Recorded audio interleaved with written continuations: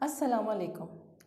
बहुत सारी ख़वातीन का मुझसे ये सवाल है कि हमल के दौरान हमें कैसे लेटना चाहिए, यानी सोते हुए या लेटते हुए कौन सी पोजीशन इख्तियार करनी चाहिए। तो सबसे पहले मैं आपको ये बता दूं कि हमल 9 महीने 9 से 10 महीने का होता है और हम उसके 3 पार्टीशंस कर लेते हैं।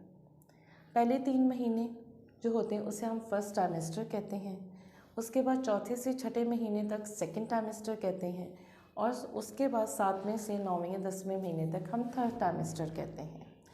तो जो पहले 3 महीने हैं उसमें पोजीशन का कोई रिलेशन नहीं है।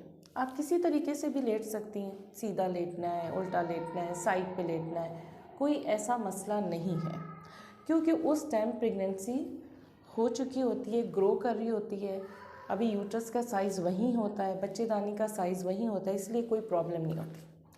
इशू तब पड़ता है जब छठा महीना शुरू होता है। जैसे ही छठा 7वां महीना शुरू होता है, बच्चेदानी का साइज़ बढ़ना शुरू हो गया है, बच्चे का साइज़ बढ़ना शुरू हो गया है, तो उसकी वजह से ये होता है कि जो बच्चेदानी के नीचे बड़ी शरियानें गुजर रही हैं उन पे प्रेशर आना शुरू हो जाता है, दबाव आना शुरू हो जाता है। अल्लाह ताला ने हमारे चेस्ट और हमारे मैदे के दरमियान एक पर्दा रखा हुआ है जिसे हम डायफ्राम कहते हैं। बच्चेदानी के साइज़ पे बढ़ने की वजह से डायफ्राम भी ऊपर की तरफ लिफ्ट हो जाता है, इसीलिए बहुत सारी ख़वातीन को चलने में, सांस लेने में, खांसने में दुश्वारी पेश आती है। अब ऐसी सूरत हाल में जब भी खातून ने लेटना है तो वो बिल्कुल सीधा नहीं लेटना, क्योंकि अगर वो सीधा लेटेगी तो जो बच्चेदानी का बच्चे का प्रेशर होगा वो नीचे बड़ी शरियानों पे पड़ेगा, जिससे वहाँ के खून की सर्कुलेशन बंद हो जाएगी। अचानक ये देखने में भी आया है कि सीधा लेटने से कुछ खातून बेहोश हो गई हैं, तो इसमें एकदम परेशान होने की ज़रूरत नहीं है। अगर उस खातून को आप करवट दिलवा दें, चाहे राइट साइड पे दाईं तरफ चाहे बाईं तरफ, तो वो वापस नॉर्मल हो जाएगी।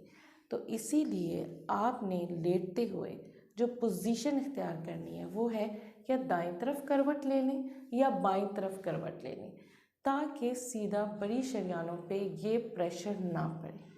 अब करवट लेते हुए इस चीज़ का ख्याल रखें कि आपने जिस तरफ भी करवट लेनी है उस साइड का जो थोड़ा सा एंड है, जो कि बेड एंड हो, वो थोड़ा सा हाई हो।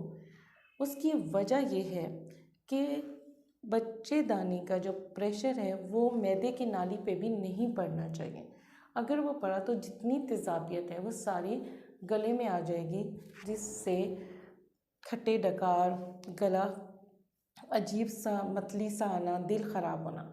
इस वजह से बहुत सारी ख़वातीन इस चीज़ की शिकायत करती हैं कि उन्हें तेज़ाबियत सी हो रही है, ठीक है, जलन सी महसूस होती है, तो उसकी वजह भी यही है। तो तय ये हुआ कि आप करवट दाईं तरफ भी ले सकती हैं, बाईं तरफ भी ले सकती हैं। एक और चीज़ का ख्याल रखें कि जब भी करवट आप लें, बहुत सारी खातून हमसे ये शिकायत करती हैं कि उनकी कमर में बहुत दर्द रहता है। तो ये भी एक नेचुरल है, ज़ाहिरी बात है, साइज़ बढ़ रहा है, वेट बढ़ रहा है और ग्रोथ हो रही है। तो ऐसी सूरत हाल में जब वो करवट लें तो लेटते हुए कमर के पीछे भी एक तकिया रख लें, और जब भी करवट लेनी है तो जो ऊपर वाली टांग है उसको बेंड करना है, फ्लेक्स करना है, और टांगों के दरमियान भी तकिया रख लें। इससे सपोर्ट मिलेगी, पोजीशन एक मेंटेन रहेगी। कुछ खातून ये हमसे शिकायत करती हैं कि जी आखिरी दिनों में उनकी नींद बहुत कम हो जाती है। ये एक नेचुरल फिनोमेना है, बच्चे का साइज़ बढ़ रहा है, ग्रोथ हो रही है, केमिकल चेंजेस आ रही हैं, हार्मोनल चेंजेस आ रही हैं, ब्लड सर्कुलेशंस हो रही हैं, जिस्म का टेम्परेचर गर्म रहना शुरू हो गया है।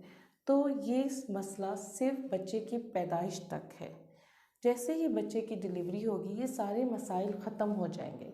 तब तक आपको जो टाइम मिलता है उसमें अपनी नींद को पूरा करें और जो तरीका पोजीशन का बताया है उसी पोजीशन के साथ लेटें।